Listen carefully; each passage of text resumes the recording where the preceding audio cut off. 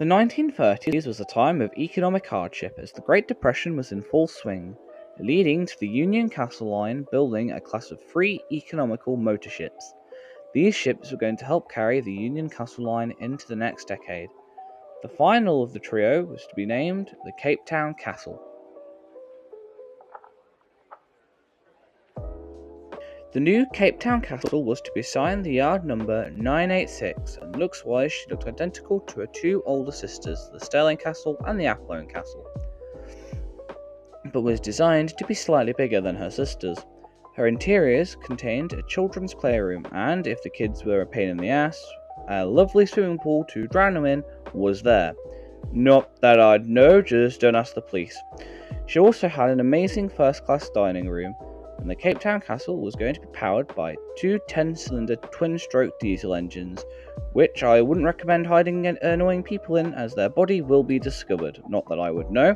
Now moving swiftly on to the Capetown Castle, as she was launched on the 23rd of September 1937, and was completed on the 31st of March 1938, ready to begin her career.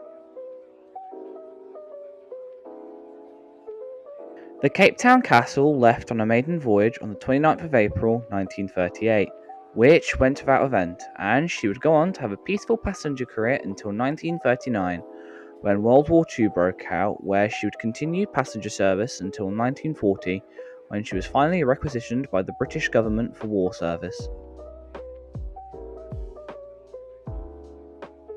After being requisitioned by the British government, she was converted into a troop ship, where she would go on to help transport troops between the US and the UK as part of Operation Bolio? Screw it.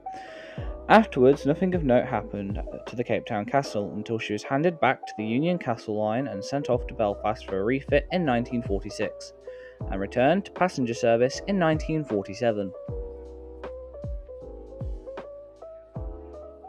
Her post-war career was pretty uneventful until the 17th of October 1960, when, while en route to Las Palmas, her engine room decided to go boom, and exploded, destroying any evidence of any crimes I may or may not have committed. Anyways, in 1965, the acceleration of the Cape Mail service would end up dooming the Capetown Castle and her sisters, as they were too slow, leading to the Union Castle Line to sell the Stirling and Athlone Castle for scrap, leaving the Capetown Castle the last of her class on the mail service, until her replacement, the Cape of Good Hope Castle, was introduced in 1966. Hey, quick note from future Dylan here. The name of the ship was not Cape of Good Hope Castle, it was just Good Hope Castle. Do forgive the mispronunciation.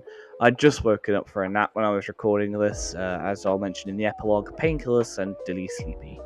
Apologies once again, and hopefully that does not ruin the rest of your viewing experience. This was not the end for the Capetown Castle though, as the Union Castle Line put her on an extra service to try and bring in some more money for the company. But all things must come to an end, however, and in September of 1967 the Capetown Castle was pulled from service and put up for sale, when she was sold off for scrap and sailed her final voyage on the 19th of September 1967.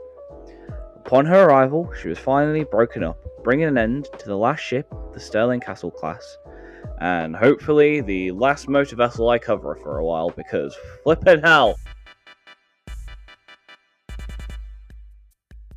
Hello everybody, it is I, Captain Oblivious Mist, now with a peg leg. Okay, maybe not a peg leg, but with a crutch. Not as cool, I know, but let me dream, guys, let me dream! But yes, for those of you unaware, I've dislocated my kneecap and I'm still on a crutch, which is why this video took so long to come out, because the painkillers I was taking kept sending me to sleep, which on one hand was great because I finally got a full 8 hours, but on the other hand, timing! I had tons of stuff to do. But hopefully I will be uploading more frequently now. I don't need the painkillers anymore.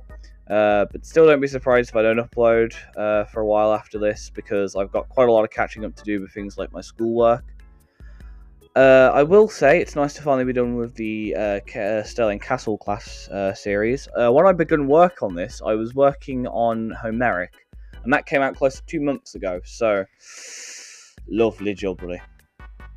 The next video should be Remains of the Homeric. Maybe I'll cover the I can't remember what I was going to cover after this. Really did not think this through, did I? Dover Castle. That was it. The Dover Castle. I might be covering... Was it the Dover Castle? Who cares? Whatever ship I announced I'm going to be covering next is going to be the ship I'm going to be covering next. Enough blabbering on, though, because at this rate the epilogue is going to be longer than the actual video. Thank you all for watching, everyone, and I shall hopefully see you in the next video, which hopefully will come out in this month. Maybe. I don't know. Maybe in 2 centuries' time. We may never know. Goodbye!